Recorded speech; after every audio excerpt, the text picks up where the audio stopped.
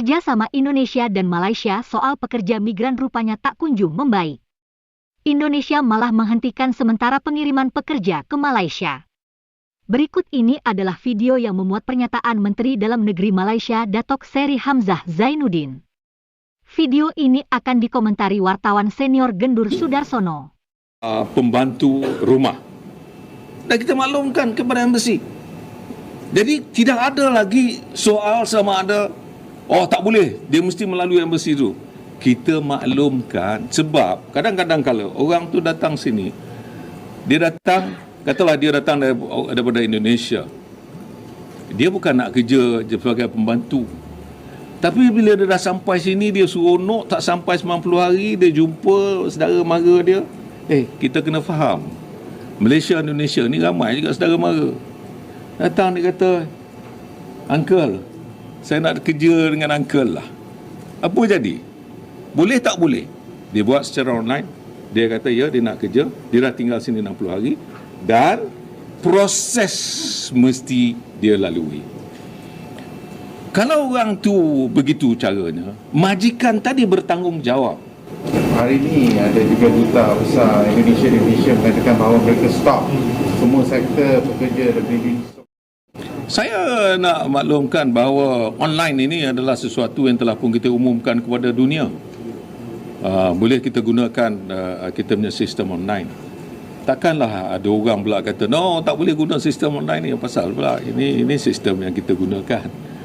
Jadi ianya bukan hanya untuk Indonesian, tapi untuk semua warga asing yang datang yang perlukan visa boleh buat secara online.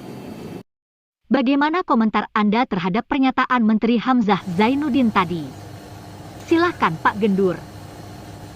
Ya, tampaknya pemerintah Malaysia belum mau melaksanakan nota kesepahaman dengan Indonesia yang ditandatangani pada 1 April lalu ya. MOU itu ditandatangani Menteri Ketenagakerjaan Indonesia dengan Menteri Sumber Daya Manusia Malaysia. Presiden Jokowi dan Perdana Menteri Malaysia pun menyaksikan peristiwa itu. Jadi sikap tegas Duta Besar Indonesia di Malaysia saya kira sudah tepat.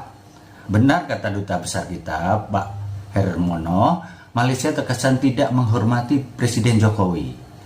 Kalau saya, bukan cuma urusan pekerja migran ini saja yang tidak dihormati. Pernyataan Perdana Menteri Malaysia soal bahasa Melayu juga begitu. Dia menyatakan bahwa Jokowi sudah setuju bahwa bahasa Melayu jadi bahasa ASEAN. Pernyataan ini kan kacau karena ternyata tidak begitu. Itu Indonesia malah tegas menolak kan. Apa sebenarnya isi nota kesepahaman yang dibuat pada April lalu?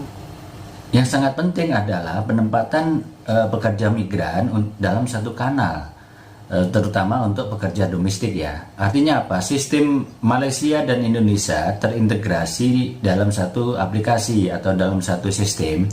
Nah, ini kan belum terwujud.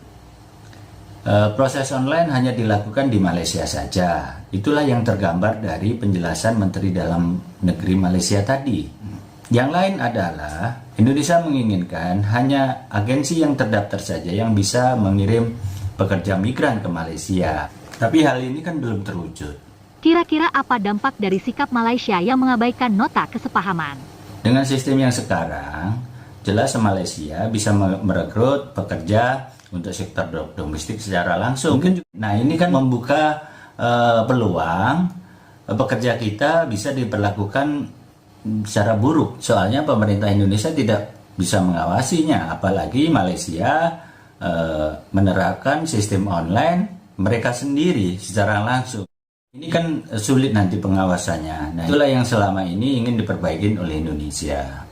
Itu sebabnya warga negara kita yang ingin bekerja di Malaysia perlu berhati-hati. Kita juga mendukung pemerintah untuk meningkatkan keahlian pekerja kita yang akan dikirim ke luar negeri.